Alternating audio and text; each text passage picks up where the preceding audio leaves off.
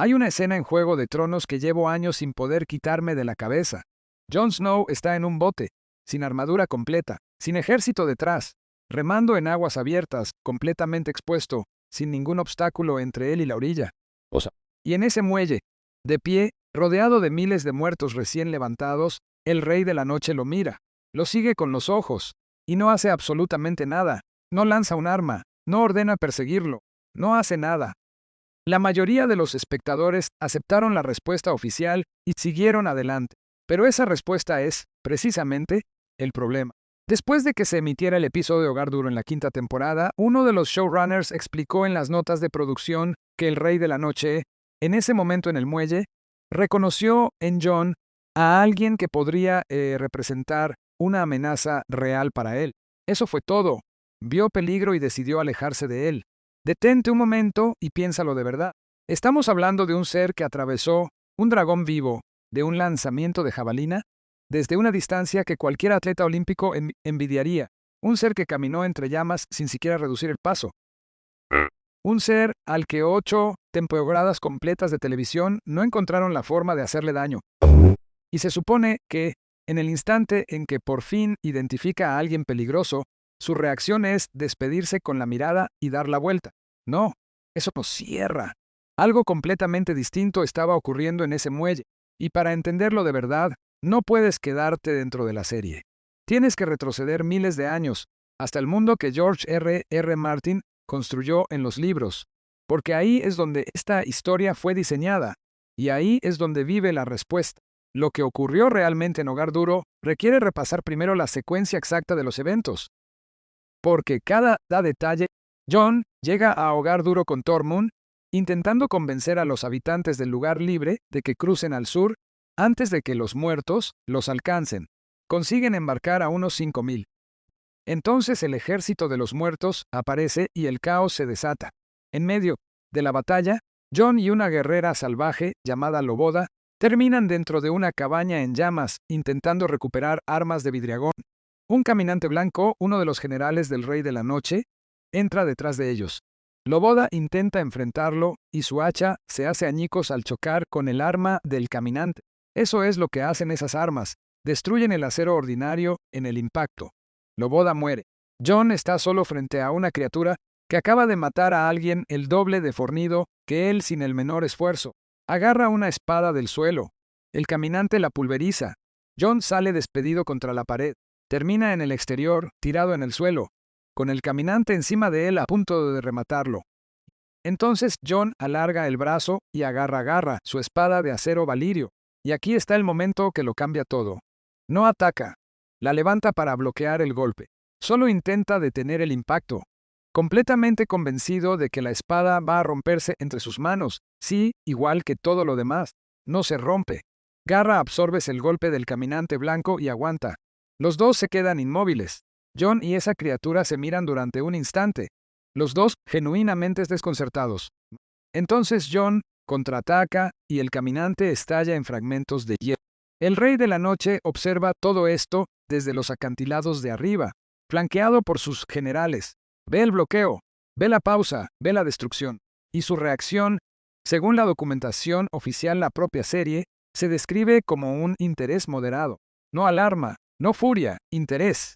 Esta sección de palabras dice muchísimo. Después de eso viene el paseo hasta el muelle, cuando Jon y los supervivientes llegan a los botes.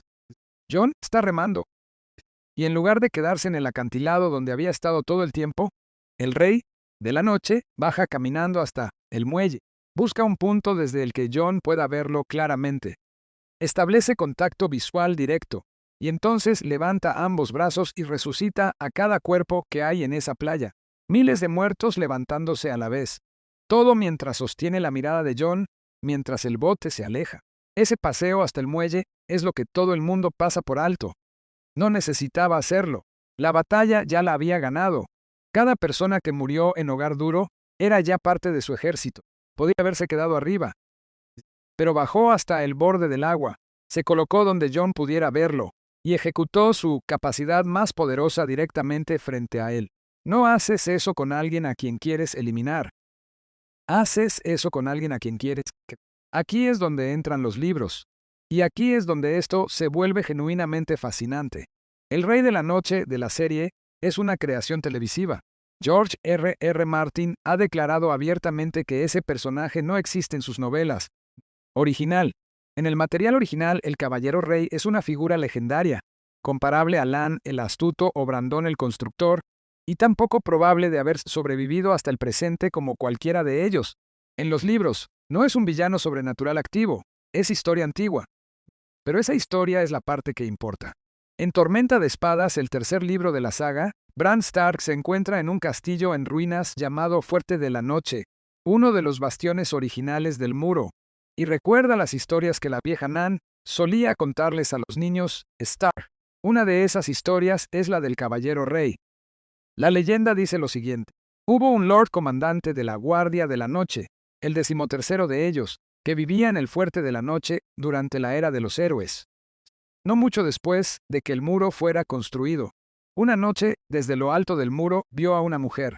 Su piel era blanca como la luna. Sus ojos ardían como estrellas azules. Su tacto era frío como el hielo. Fue tras ella, la encontró, y según la leyenda, le entregó su alma. La trajo al fuerte, se proclamó caballero rey y la declaró su reina. Luego usó magia oscura para someter a los demás hombres de la Guardia de la Noche a su voluntad. Durante 13 años gobernó ese castillo junto a esa mujer, cometiendo actos atroces, entre ellos sacrificios humanos ofrendados a los otros. Solo fue detenido cuando dos fuerzas se unieron para derribarlo. Un rey más allá del muro liderando al pueblo libre, y un rey en el norte de la casa Stark. Juntos destruyeron al caballero rey, desmantelaron todo lo que había construido y borraron su nombre tan completamente de los registros que miles de años después nadie podía decir cuál había sido su nombre verdadero. Ese detalle sobre los Stark es enorme por sí solo. Pero Martin va un paso más lejos. La vieja Nan, que en los libros sabe consistentemente mucho más sobre la historia verdadera del norte de lo que nadie le reconoce, les cuenta a los niños Stark que en una versión de la leyenda, el propio caballero rey era un Stark, posiblemente llamado Brandon, posiblemente hermano del mismo rey norteño que ayudó a derrocarlo. Martin no lo confirma. Lo deja como una posibilidad dentro de una leyenda, dentro de una historia que una anciana les cuenta a unos niños, pero lo puso ahí. Y en estos libros nada es accidental. ¿Y qué tiene que ver todo esto con Jon Snow y una mirada fija en un muelle helado? Todo. Porque hay que hablar de quién es Jon Snow en realidad, de ese linaje que lo explica todo.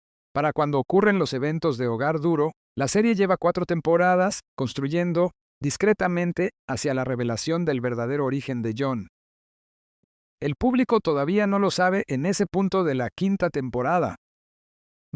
Jon Snow no es el hijo bastardo de Ned Stark. Es el hijo de Lyanna Stark y Rhaegar Targaryen. Su madre fue la última hija Stark de su generación. Su padre fue el heredero de la casa Targaryen. Los linajes más antiguos del fuego y el hielo, corriendo juntos en una sola persona. La conexión de los Stark con el muro y con la historia de los caminantes blancos es más profunda que la de cualquier otra familia en Poniente. El propio muro fue construido por Brandon el Constructor, el legendario ancestro fundador de la casa Stark. Su lema, "Se acerca el invierno", no es simplemente un recordatorio sombrío de los cambios de estación. Es una advertencia transmitida durante miles de años por personas que comprendieron de primera mano lo que el invierno significaba cuando la larga noche llegó. Y por el lado Targaryen está el fuego de los dragones, la única fuerza en el mundo que siempre ha estado en el extremo opuesto de lo que representan los caminantes blancos. El título de toda la saga de Martin es Canción de Hielo y Fuego.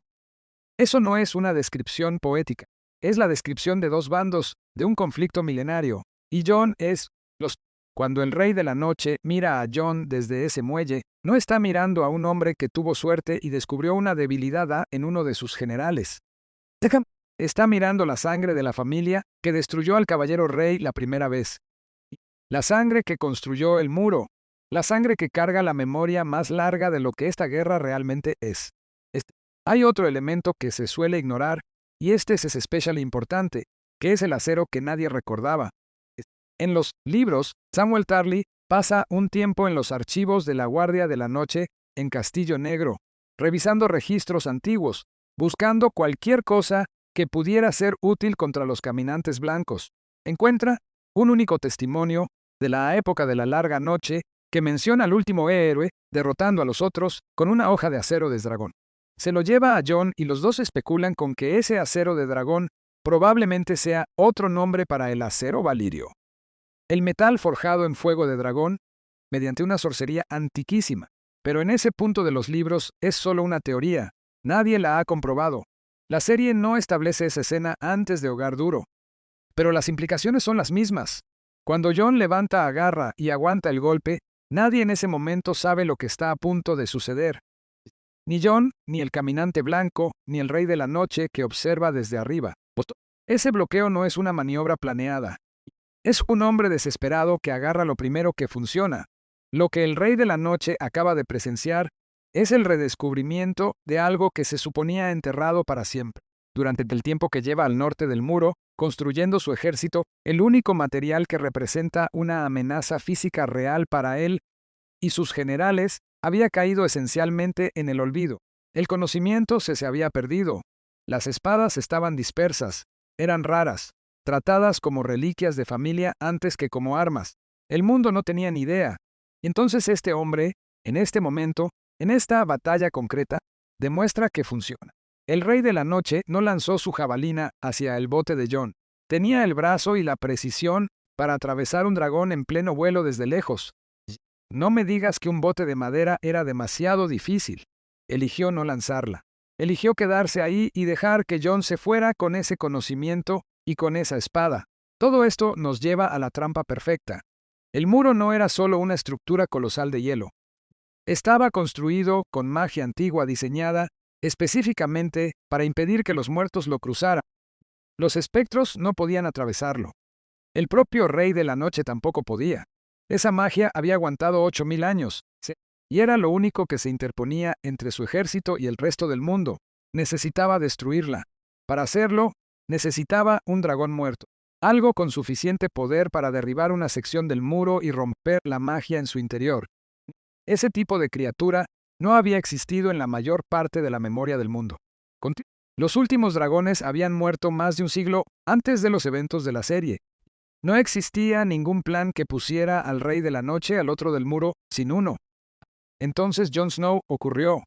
Jon organiza la cacería del espectro en la 7ª temporada.